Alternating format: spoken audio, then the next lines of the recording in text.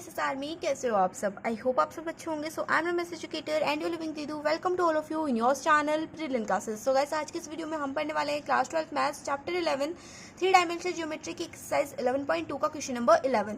सो इससे जस्ट पहले वाली वीडियोस के अंदर हमने जो है क्वेश्चन नंबर 1 to 10 जो है कंप्लीट किए हुए हैं। दो वीडियोस के अंदर स्प्लिट करके मैंने जो है तुम्हें क्वेश्चन नंबर 1 to 10 कंप्लीट करवा दी थी। अगर तुमने वो वीडियो नहीं देखी तो उस वीडियो को देख लेना। एंड इससे भी पहले जो है तुम्हें 11.2 एक्सरसाइज की जो इंट्रोडक्शन वाली वीडियो थी, जिसके अंदर मैं तुम्हें जो है सारे फॉर्मुलाज जो है क्लियर करवा दिए, वो वीडियो एक बार देख लेना, ठीक है, क्योंकि उसके बिना तुम इन क्वेश्चन को सॉल्व नहीं कर पाओगे। तो क्वेश्चन नंबर 11 हमें गिवन है फाइंड एंगल्स। हमें जो है दो कार्टेशियन फॉर्म्स गिवन है, दो लाइंस की। हमें क्या करना है, एंगल फाइंड करना है। तो एंगल फाइंड करने के लिए हम क्या करेंगे भाई, फॉर्मूला होता है हमारा cos theta is equal to a1 a2 plus में b1 b2 प्लस में c1 c2 अपॉन में अंडर रूट a1 का स्क्वायर प्लस में b1 का स्क्वायर प्लस में c1 का स्क्वायर। फिर दूसरा अंडर रूट लगता है a2 का स्क्वायर प्लस में b2 का स्क्वायर प्लस में c2 का स्क्वायर, ठीक है। अब यहाँ पर a1 b1 c1 क्या है और a2 b2 c2 क्या है। तो जो drs होते हैं, फर्स्ट लाइन के जो drs होते हैं उनको बोलते हैं a1 b1 c1। तो यहाँ पर a1 की वैल्यू आ जाएगी 2, b1 की वैल्यू आ जाएगी 5 एंड c1 की वैल्यू आ जाएगी -3। हमेशा जो वैल्यूज होती है वो साइन के साथ लेनी होती है। और जो सेकंड जो लाइन है हमारी, उसके जो drs उनको बोल देंगे हम a2 b2 c2। तो a2 की वैल्यू है -1, b2 की वैल्यू है हमारी 8 और c2 की वैल्यू क्या है, c2 की वैल्यू है दीदू 4, है ना।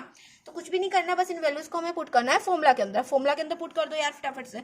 तो cos theta is equal to हो जाएगा a1 इंटू a2, 2 इंटू -1 हो जाएगा -2, b1 इंटू b2, 5 को अगर तुम 8 से मल्टीप्लाई करोगे तो हो जाएगा 40, प्लस का साइन आएगा बीच में 40 हो जाएगा। c1 इंटू c2, -3 को अगर तुम 4 से मल्टीप्लाई करोगे तो हो जाएगा 12, यहाँ पे जाएगा माइनस का साइन और यहाँ पे लग जाएगा 12, है ना।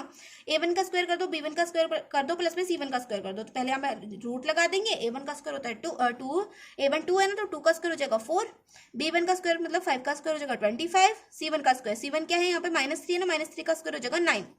अंडर रूट लगाएंगे, a2 का स्क्वायर -1 का स्क्वायर हो जाएगा +1, b2 का स्क्वायर 8 का स्क्वायर हो जाएगा 64 एंड c2 का स्क्वायर c2 क्या है हमारा 4 है ना, 4 का स्क्वायर हो जाता है 16। तो माइनस का 2 माइनस का 12 ये हो जाएगा -14, और 40 में से जब तुम 14 को माइनस करोगे तो हमारे पास बचेगा 26 अपॉन में अंडर रूट 25 + 4 + 9 ये हो जाएगा 38, और ये दूसरा जो अंडर रूट है इसकी वैल्यू आ जाएगी 81। अब मेरे को बताओ रूट 81 की वैल्यू क्या होती है। रूट 81 की वैल्यू होती है 9, यहाँ पे मैंने 9 लिख दिया और रूट 38 को एज इट इज लिख दिया। तो कोस थीटा की वैल्यू आ गई मेरे पास 26 अपॉन में 9 रूट 38, है ना। तो थीटा की वैल्यू निकालनी है, मुझे तो एंगल चाहिए, मुझे कोस वोस नहीं चाहिए, मुझे तो एंगल चाहिए। तो एंगल निकालने के लिए क्या करेंगे, कोस को इधर दूसरी साइड भेजेंगे तो बन जाएगा कोस इनवर्स, यहाँ पे आ जाएगा 26 अपॉन में 9 रूट 38। तो यहाँ पर हमारा जो क्वेश्चन नंबर 11 है इसका फर्स्ट पार्ट कंप्लीट होता है। अब हम देखेंगे इसका सेकंड पार्ट। सो जो क्वेश्चन नंबर 11 का सेकंड पार्ट है, इसके अंदर भी हमें क्या करना है, एंगल फाइंड करना है ना। तो एंगल फाइंड करने के लिए वही फॉर्मूला लगाएंगे जो हमने फर्स्ट वाले क्वेश्चन के लिए लगाया था। तो मैं यहाँ पे डायरेक्ट लिख रही हूँ a1 a2 b1 b2 c1 c2 की वैल्यूज तुम्हें पता लगी होंगी अभी तक, है ना। तो डायरेक्ट अगर हम इस क्वेश्चन को सॉल्व करें तो cos theta is equal to क्या आ जाएगा, a1 इंटू a2 मतलब 2 इंटू 4 हो जाएगा 8, b1 इंटू b2 2 इंटू 1 हो जाएगा 2 और 8 इंटू 1 हो जाएगा 8, c1 इंटू c2 किया मैंने यहाँ पे, है ना।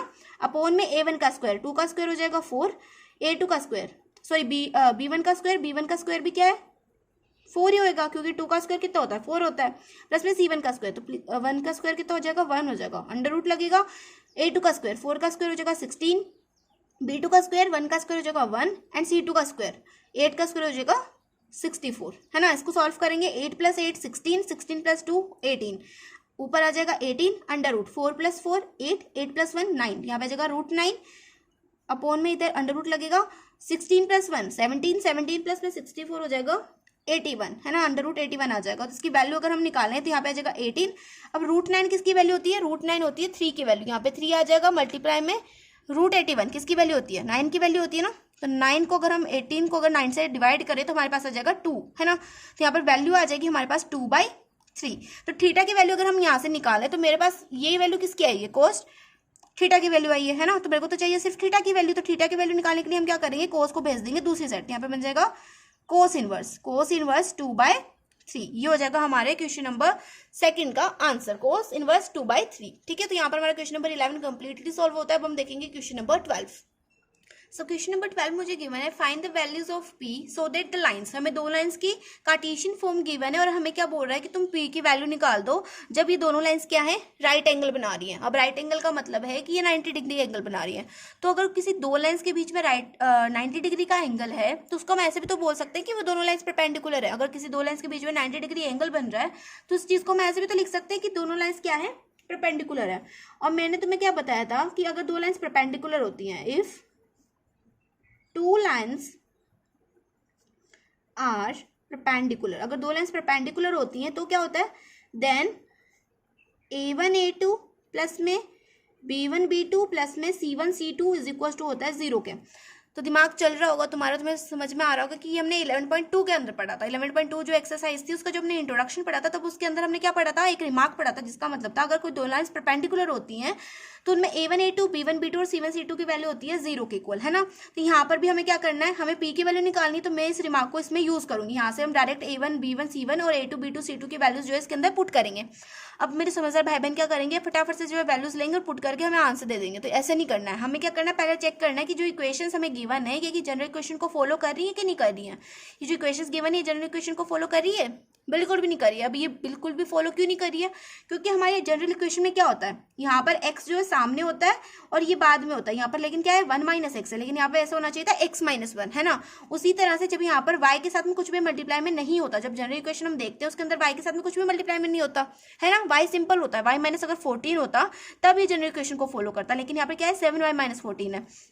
ऐसे ही यहाँ पर 7 माइनस 7 एक्स है, यहाँ पर एक्स तो पीछे है ही सही, साथ में उसके साथ कुछ मल्टीप्लाई में भी है, तो ये जनरल इक्वेशन को फॉलो नहीं कर रहा। अभी जनरल इक्वेशन को फॉलो नहीं कर रहा तो क्या इक्वेशन को यहीं पे छोड़ देंगे, यहाँ पे नहीं छोड़ेंगे, हम आगे भी सॉल्व करेंगे। अब सॉल्व कैसे करेंगे, इनको जो है फॉलो करवाएंगे। तो फॉलो कैसे करेंगे, ये यहाँ पर से अगर मैं माइनस कॉमन ले लूँ, यहाँ से अगर मैं माइनस कॉमन ले लेती हूँ तो यहाँ पे आ जाएगा x माइनस 1 अपॉन में 3, है ना, इज इक्वल टू, अगर मैं यहाँ से 7 कॉमन ले लूँ, 7 अगर मैं कॉमन ले लूँ तो मेरे पास, अगर मैं 7 y में से 7 कॉमन ले लूँगी तो मेरे पास बचेगा y माइनस में, यहाँ 14 में से भी 7 कॉमन ले लिया तो मेरे पास बचेगा 2 अपॉन में 2p is equal to z minus 3 में से कुछ भी करने की जरूरत नहीं है क्योंकि ये क्या है, जनरल इक्वेशन को फॉलो कर रहा है। अब इसको सॉल्व करें तो माइनस के साइन को अगर हम नीचे ले आए तो क्या बन जाएगा, x माइनस 1 अपॉन में माइनस 3, है ना, इज इक्वल टू, अगर मैं 7 को नीचे ले आऊँ तो यहाँ पे आ जाएगा y माइनस 2, ये जनरल इक्वेशन को फॉलो कर रहा है ना, क्योंकि y माइनस 2 है, y के साथ में कुछ भी मल्टीप्लाई में नहीं है, तो यहाँ पर आ जाएगा 2p और 7 को नीचे ला देंगे तो यहाँ पे आ जाएगा डिवाइड में, तो 7 आ गया डिवाइड में, is equal to z minus 3 upon में 2। ठीक है, तो फर्स्ट हमारी इक्वेशन तो बन गई, फर्स्ट वाली लाइन के लिए तो हमने कर दिया।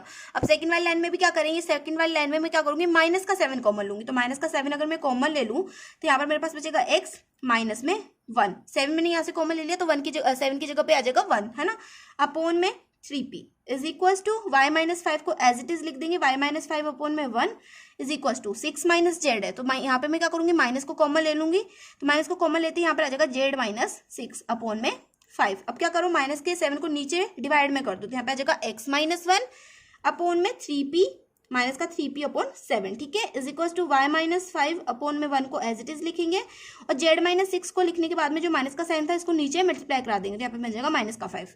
अब हम drs रखें अगर यहाँ पे, तो drs क्या आएंगे मेरे पास, a1 की वैल्यू आ जाएगी मेरे पास माइनस का 3, a1 की वैल्यू आ गई माइनस 3, b1 की वैल्यू आ गई मेरे पास 2p/7, c1 की वैल्यू आ गई मेरे पास 2, है ना। और अगर मैं a2 की वैल्यू लिखूं, सॉरी तो मैं दिखाई नहीं दे रहा था, अब दिख रहा है, देखो a2 की अगर वैल्यू लिखूं तो a2 की वैल्यू आ जाएगी माइनस का 3p/7, b2 की वैल्यू आ जाएगी 1 एंड c2 की वैल्यू आ जाएगी माइनस 5। अब अगर मैं तुम्हें बताऊं, अगर हम उस लाइन की इक्वेशन में से देखते हैं, अगर मैं यहाँ से a1 की वैल्यू लेती तो क्या आती, 3 आती, लेकिन यहाँ पर क्या आ रहा है, माइनस 3 आ रहा है।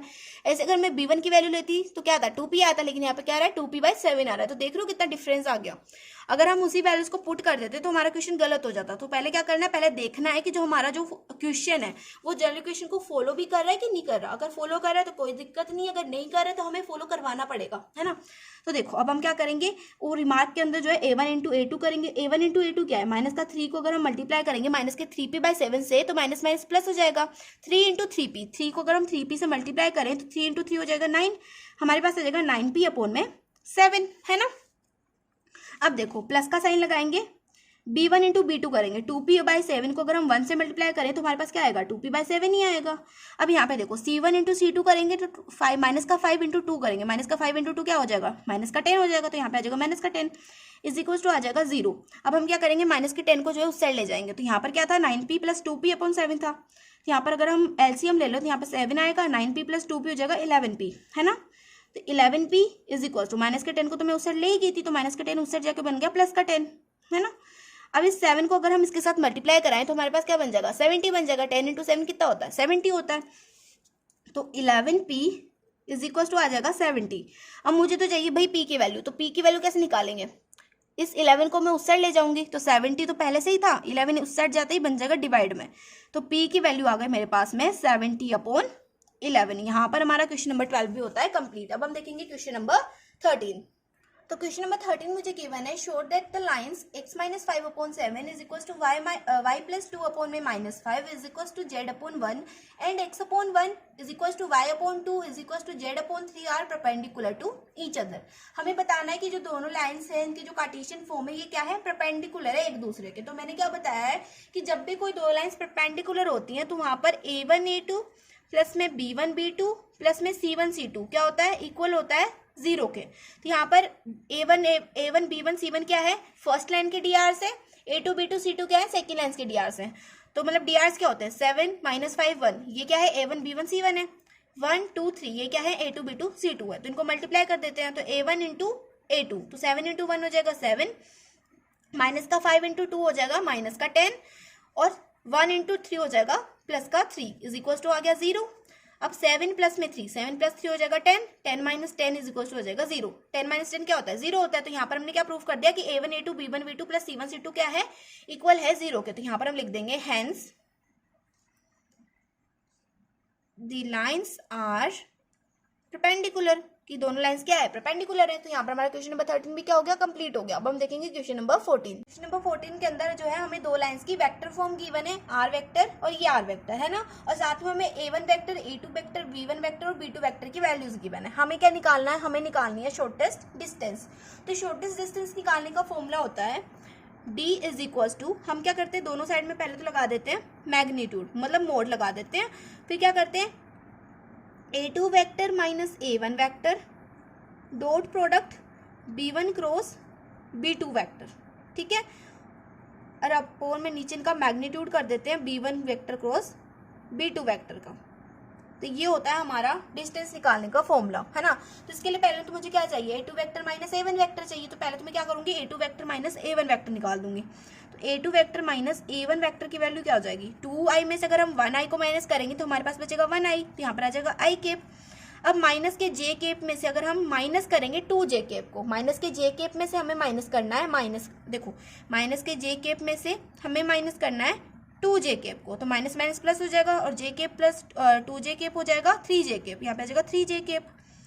अब मुझे माइनस के k केप में से माइनस करना है k केप को, तो यहाँ पर माइनस माइनस प्लस हो जाएगा, यहाँ पे आ जाएगा प्लस में 2k केप। तो ये तो आ गया मेरे पास a2 वेक्टर माइनस में a1 वेक्टर। अब मुझे चाहिए b1 क्रॉस b2 वेक्टर। तो b1 क्रॉस b2 वेक्टर निकालने के लिए हमें क्या करना पड़ेगा, क्रॉस प्रोडक्ट सीखना पड़ेगा, है ना। तो उसको कैसे सीखेंगे, तो देखो मैं तुम्हें सिखाती हूँ यहाँ पे। तो b1 वेक्टर क्रॉस में b2 वेक्टर निकालने के लिए हम क्या करेंगे, यहाँ पे इक्वल का साइन लगाएंगे। पहले देखो, पहले हम लगाएंगे मोड का साइन, ये मैंने मोड का साइन लगाया, यहाँ पे लिख दो i j और k, ठीक है। अब देखो b1 देखो b1 के अंदर i के साथ में जो कोफिशिएंट है, i के साथ में क्या कोफिशिएंट है, 1 है ना, i के साथ में। j के साथ में क्या है, j के साथ में -1 है, तो यहाँ पर j के नीचे -1 लिख देंगे, और k के साथ में +1 है तो यहाँ पे k के नीचे +1 लिख देंगे। तो पहले b के लिए लिखा, b1 के लिए लिखा, अब हम लिखेंगे b2 के लिए। तो b2 में i के साथ में जो कोफिशिएंट है वो है 2, तो i के साथ में कोफिशिएंट 2 है उसको i के नीचे लिखेंगे।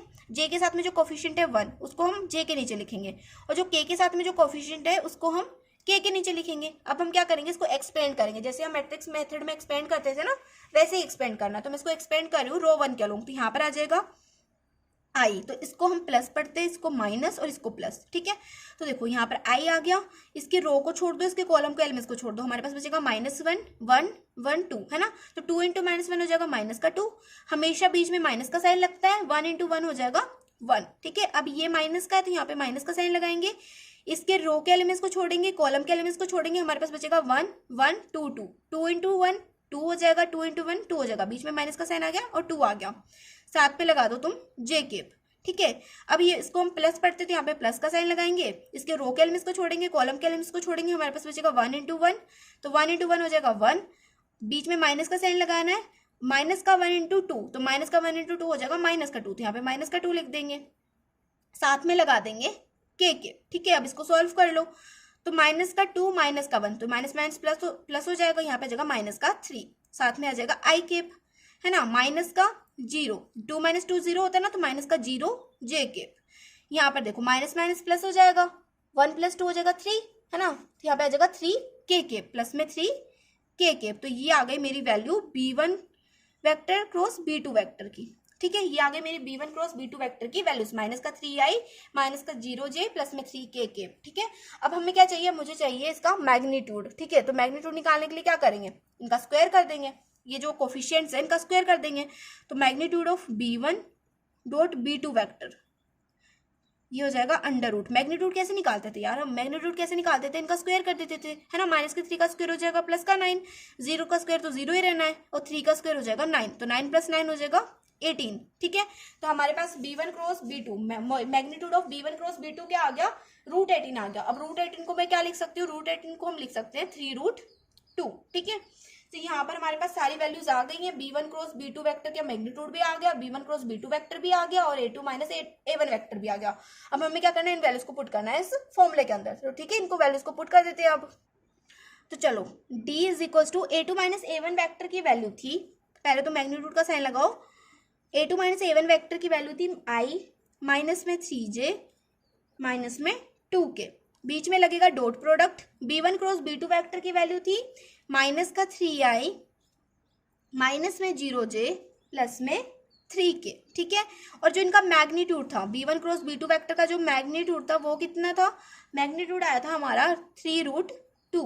अब इनका दोनों का क्या करेंगे, पहले तो करेंगे डॉट प्रोडक्ट। ठीक है, तो इनका डॉट प्रोडक्ट कैसे करेंगे, i को मल्टीप्लाई करेंगे i के साथ में, j को करेंगे j के साथ में, k को करेंगे k के साथ में, तो d इज इक्वल टू आ जाएगा, डॉट प्रोडक्ट करेंगे i इंटू माइनस का 3i, तो यहाँ पे आ जाएगा माइनस का 3, है ना, 1 इंटू माइनस 3, 1 इंटू माइनस 3 हो जाएगा माइनस 3, आई जे के को नहीं लिखना डॉट प्रोडक्ट के अंदर, है ना, और माइनस के 3 को अगर तुम मल्टीप्लाई करोगे 0 के साथ में, तो 0 के साथ जब ये मल्टीप्लाई होगा तो 0 बन जाएगा, माइनस का 2 जब प्लस के 3 के साथ मल्टीप्लाई होगा तो यहाँ पे माइनस का साइन आएगा, 3 2 6, तो यहाँ पे आ गया माइनस का 3 माइनस का 6, अपॉन में आ जाएगा 3 रूट 2, मैग्नीट्यूड का साइन ऐसे लगेगा, मोड का साइन, है ना, तो d is equal to mod का साइन माइनस का 3 माइनस का 6, हो जाएगा माइनस का 9 अपॉन में 3 रूट 2।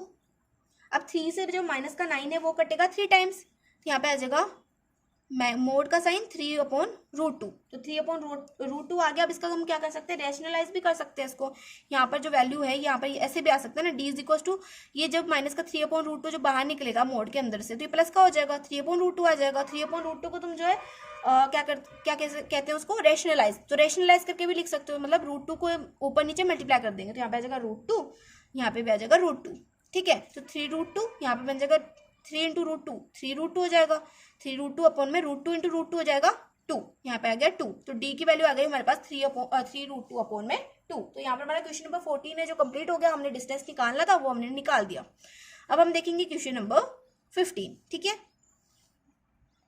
सो क्वेश्चन नंबर 15 हमें गिवन है, फाइंड शॉर्टेस्ट डिस्टेंस। हमें क्या करना है, शॉर्टेस्ट डिस्टेंस निकालनी है दो लाइंस के बीच की, है ना, तो हमें कार्टेशियन फॉर्म गिवन है, अब हमें निकालनी है शॉर्टेस्ट फॉर्म। तो शॉर्टेस्ट फॉर्म निकालने के लिए हमारा जो कार्टेशियन फॉर्म वाला फॉर्मूला था वो था d is equals to, magnitude का साइन लगाएंगे x2 माइनस x1, यहाँ पे लिखेंगे y2 माइनस y1, यहाँ पे लिखेंगे z2 माइनस z1, यहाँ पे आ जाएगा a1 a2 b1 b2 c1 c2 upon में, अपॉन लगाएंगे under root b1 c2 minus b2 c1 का स्क्वायर प्लस में a1 c2 minus a2 c1 का स्क्वायर प्लस में a1 b2 माइनस में a2 b1 का स्क्वायर।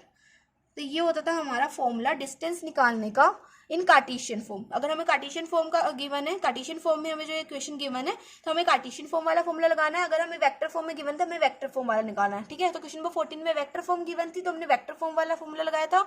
इसके अंदर हमें कार्टेशियन फॉर्म गिवन है, तो हमें ये वाला फॉर्मूला लगाना है। ठीक है, सो इसकी वैल्यूज निकाल लेते हैं पहले। तो देखो, पहले तो हम निकालेंगे x1 y1 z1 और x2 y2 z2 की वैल्यू, है ना, क्योंकि हमें x2 माइनस x1 निकालना है। उसके लिए हमें क्या चाहिए, x1 y1 z1 की वैल्यूज चाहिए।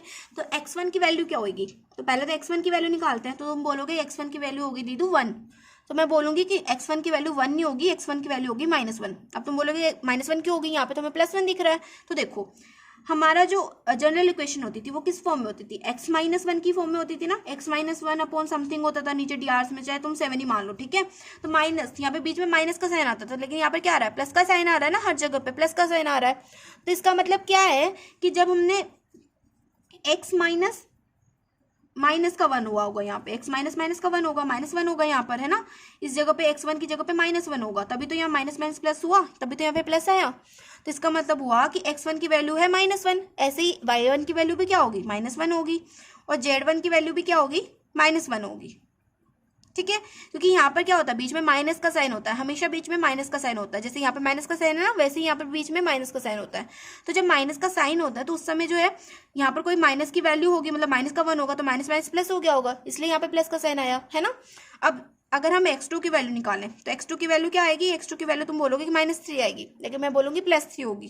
+3 क्यों होगी, क्योंकि माइनस का साइन नहीं लेना हमें इसमें, तो हमने इसलिए लिया था क्योंकि बीच में क्या था, प्लस का साइन था। यहाँ पे तो बीच में माइनस का साइन ही है ना, तो हमें माइनस का साइन नहीं लेना, हमें क्या लेना, सिर्फ वैल्यू लेनी है। और y2 की वैल्यू हो जाएगी +5 और z2 की वैल्यू हो जाएगी हमारी 7। ठीक है, तो हमारे पास ये वैल्यूज आ गई हैं। अब मुझे निकालनी है x2 माइनस x1। तो x2 माइनस x1 अगर मैं करूँ, x2 माइनस x1, 3 में से अगर मैं माइनस करूँ माइनस के 1 को, 3 माइनस माइनस का 1 तो हो जाएगा 4, है ना। y2 माइनस y1 करें, मतलब 5 में से अगर हम माइनस करें माइनस के 1 को, 5 में से अगर माइनस करेंगे माइनस के 1 को, तो हमारे पास आ जाएगा 5 + 1 6।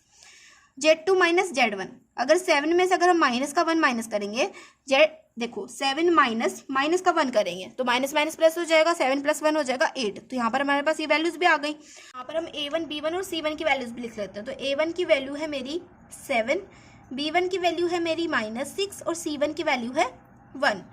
a2 की वैल्यू है 1, b2 की वैल्यू है -2 और c2 की वैल्यू है क्या, 1। ठीक है, अब हम क्या करेंगे, इस फॉर्मूला के अंदर इन सभी वैल्यूज को पुट करेंगे। तो d = आ जाएगा, पहले हम लगाएंगे मोड का साइन, x2 माइनस x1 की वैल्यू थी 4, y2 माइनस y1 की वैल्यू थी 6 और z2 माइनस z1 की वैल्यू थी 8। अब a1 की वैल्यू थी 7, b1 की वैल्यू थी -6, c1 की वैल्यू थी 1 और a2 की वैल्यू थी 1, b2 की वैल्यू थी -2 और c2 की वैल्यू थी 1। ठीक है, अब हमें क्या करना है, अपॉन का साइन लगाना है, अंडर रूट लगाएंगे b1 c2 माइनस में b2 c1। तो b1 c2 क्या था, मैंने यहाँ पे गलती से b1 c2 लिख दिया। अब देखो b1 c2 क्या था, b1 की वैल्यू तो थी मेरी -6 और c2 की वैल्यू थी 1, तो -6 × 1, -6 × 1 हो जाएगा -6, यहाँ पे आ जाएगा -6, है ना। बीच में कौन सा साइन आएगा, बीच में साइन आएगा हमारा माइनस का, है ना। और उसके बाद में हमें करना था b2 c1। तो b2 क्या है मेरे पास, b2 है -2 और c1 है 1, तो -2 × 1 हो जाएगा -2, यहाँ पे आ जाएगा -2। इसका करना है स्क्वायर, बीच में लगेगा प्लस का साइन। अब देखो, अब मुझे करना है a1 c2। तो a1 की वैल्यू 7 है, c2 की वैल्यू 1 है, तो 7 × 1 7, तो यहाँ पर आ जाएगा 7, माइनस का साइन लगाएंगे बीच में, a2 c1 की वैल्यू 1 है, c1 की वैल्यू भी 1 है, तो यहाँ पे आ जाएगा 1। इसका कर देंगे स्क्वायर। तो एक दो बार तुम जब इसको सॉल्व करोगे ना, तुम्हें खुद से समझ में आ जाएगा। ठीक है, अभी जो कंफ्यूजन हो रहा होगा, मुझे भी हो रहा था जब मैंने किया था ना फर्स्ट टाइम सॉल्व, तो मुझे भी हो रहा था। प्लस में साइन लगाएंगे। अब मुझे करना है a1 b2 करने के लिए a1 की वैल्यू 7 है, b2 की वैल्यू है -2, तो 7 × -2 7 2 14, यहाँ पे आ जाएगा -14, यहाँ पे आ जाएगा -14, बीच में हमेशा माइनस का साइन लगाना है। उसके बाद में करना है a2 b1, a2 की वैल्यू 1 है, b1 की वैल्यू -6 है, तो 1 × -6 हो जाएगा -6, यहाँ पे आ जाएगा -6, इसका कर देंगे स्क्वायर। अब इसको जो है सॉल्व कर लो। तो पहले तो इसको हम सॉल्व करेंगे डिटरमिनेंट की तरह, जैसे डिटरमिनेंट के अंदर हम एक्सपेंड करते हैं ना किसी के अलोंग, वैसे हम इसको भी एक्सपेंड करेंगे। तो इसको मैं एक्सपेंड करूंगी रो 1 के अलोंग। ठीक है, इसको मैं रो 1 के अलोंग एक्सपेंड करूंगी, इसको हम बोलते हैं प्लस माइनस प्लस। ठीक है, अब देखो इसको एक्सपेंड कर लेते हैं। तो इसको अगर एक्सपेंड करेंगे तो फर्स्ट इसको एक्सपेंड करूंगी तो इसकी रो को छोड़ूंगी, कॉलम को छोड़ूंगी, हमारे पास बचेगा माइनस का 6 1 माइनस 2 1, तो माइनस का 6 इंटू 1 माइनस का 6 आ जाएगा, बीच में लगेगा माइनस का साइन, और माइनस का 2 इंटू 1 आ जाएगा माइनस का 2, ठीक है, और साइड में आ गया 4, ठीक है। अब यहाँ पे लगेगा माइनस का साइन, 6 को हम बाहर लिखेंगे, इस वाले 6 को, इसके रो के एलिमेंट्स को छोड़ो, कॉलम के एलिमेंट्स को छोड़ो, तो 7 इंटू 1 हो जाएगा 7, 1 इंटू 1 हो जाएगा 1, ठीक है। अब यहाँ पे लिखेंगे प्लस 8 लगाएंगे यहाँ पे, इसके रो के एलिमेंट्स को छोड़ो, कॉलम के एलिमेंट्स को छोड़ो, 7 इंटू 2 हो जाएगा माइनस का 14, 1 इंटू माइनस 6 हो जाएगा माइनस का 6, तो यहाँ पे माइनस का साइन पहले से था, माइनस का 6 यहाँ पे और लिख दिया, ठीक है। अब पोन का साइन लगाएंगे अंडर रूट, इसको सॉल्व कर लेते हैं पहले। तो देखो माइनस माइनस प्लस हो जाएगा, ठीक है, यहाँ पे जाएगा माइनस का 6 प्लस का 2, तो माइनस का 6 प्लस का 2 हो जाएगा माइनस का 4, और माइनस के 4 का स्क्वायर होता है 16, तो यहाँ पे लिख दो, और रूट के अंदर 16, ठीक है। अब 7 माइनस 1, 7 में से अगर तुम 1 को माइनस करोगे तो हमारे पास बचेगा 6, और 6 का स्क्वायर क्या होता है 36 होता है ना, तो 36 आ गया। अब माइनस माइनस प्लस हो गया, माइनस के 14 में से अगर तुम, यहाँ पे आ जाएगा ऐसे माइनस का 14 और प्लस का 6, तो 14 में से 6 जाएंगे तो कितना बचेगा, 14 में से 6 जाएंगे तो कितना बचेगा, 8 बचेगा ना, तो 8 का स्क्वायर कितना होता है 64 होता है, यहाँ पे आ जाएगा 64, ठीक है। अब इसको भी कर लेते हैं। अब यहाँ पे d इज इक्वल टू आ जाएगा माइनस माइनस प्लस, माइनस का 6 प्लस का 2, यहाँ पे आ जाएगा माइनस का 4, माइनस के 4 को अगर हम 4 से मल्टीप्लाई करेंगे तो जाएगा माइनस का 16। अब 7 में से 1 जाएगा तो हमारे पास बचेगा 6, 6 इंटू माइनस का 6, 6 इंटू माइनस 6 हो जाएगा 36। अब यहाँ पे फिर से माइनस माइनस प्लस हो जाएगा, माइनस के 14 में से जब 6 जाएगा हमारे पास बचेगा, माइनस के 14 में से जब 6 जाएगा हमारे पास बचेगा 8, 8 इंटू 8 हो जाएगा 64, यहाँ पे आ जाएगा माइनस का 64। अपोन में इन सबको प्लस करेंगे तो 36 प्लस 16 प्लस 64 करेंगे तो हमारे पास आ जाएगा 116, ठीक है। तो d इज इक्वल टू आ जाएगा, इसको जब सॉल्व करेंगे, इस सब चीज़ों को सॉल्व करेंगे तो हमारे पास आ जाएगा 116, इसकी वैल्यू आएगी माइनस में अंडर रूट 116। अब हम क्या करेंगे, इसको रैशनलाइज कर देंगे, क्योंकि रूट को नीचे कभी भी नहीं रहने देते ना, तो इसको रैशनलाइज कर देंगे। यहाँ पे मल्टीप्लाई में 116 ऊपर भी हो जाएगा और नीचे भी हो जाएगा, तो यहाँ पर आ जाएगा 116 अंडर रूट 116, है ना, 116 अंडर रूट 116 आ गया। अपोन में आ जाएगा रूट, रूट नहीं रहेगा ना, मतलब अरे यार मैं गलत कर रही हूँ, है ना, तो देखो यहाँ पे दोबारा से करते हैं, यहाँ पे आ जाएगा 116 अंडर रूट 116, और रूट 116 जब मल्टीप्लाई होगा तो यहाँ पे आ जाएगा 116, तो 116 से ये 116 कैंसिल हो जाएगा, हमारे पास बचेगा d is equal to root 116। तो यहाँ पर हमारे पास जो डिस्टेंस है वो आ गया है जिस तरह से करके, और मुझे पता है तो मैं बहुत ज़्यादा कन्फ्यूजन हुई होगी, तो एक बार फिर से जो है इस वीडियो को देख लेना, मतलब इस क्वेश्चन को देख लेना एक बार फिर से, तो अच्छे से क्लियर हो जाएगा, ठीक है। तो यहाँ पर हमारा क्वेश्चन नंबर 15 भी कंप्लीट होता है, और मैं यहाँ पर जो है तुम्हें जो 16 और 17 वाला क्वेश्चन है वो होमवर्क में दे रही हूँ, मुझे लगता है तुम उसे सॉल्व कर लोगे, अगर नहीं करोगे तो मैं नेक्स्ट वीडियो में उसको भी तुमसे सॉल्व करवा दूंगी, तो वहां पर जाके तुम चेक कर लेना, ठीक है। तो अभी के लिए एंड करते हैं इस वीडियो को। अब जो नेक्स्ट वीडियो आएगी वो क्वेश्चन नंबर 13 के ऊपर आएगी। अगर तुमसे जो है क्वेश्चन नंबर 16 और 17 सॉल्व नहीं होते तो कॉमेंट सेक्शन में वैसे बोल देना, मैं जो है तुम्हें सॉल्व करवा दूंगी। तो अब जो नेक्स्ट वीडियो आएगी वो क्वेश्चन नंबर 13 पर आएगी। यहाँ पर जो हमारा क्वेश्चन चैप्टर नंबर 11 है वो कंप्लीट होता है। अब हम चैप्टर नंबर 13 की शुरुआत करेंगे नेक्स्ट वीडियो के अंदर। तो मिलते हैं नेक्स्ट वीडियो में, तब तक के लिए बाय बाय, टेक केयर।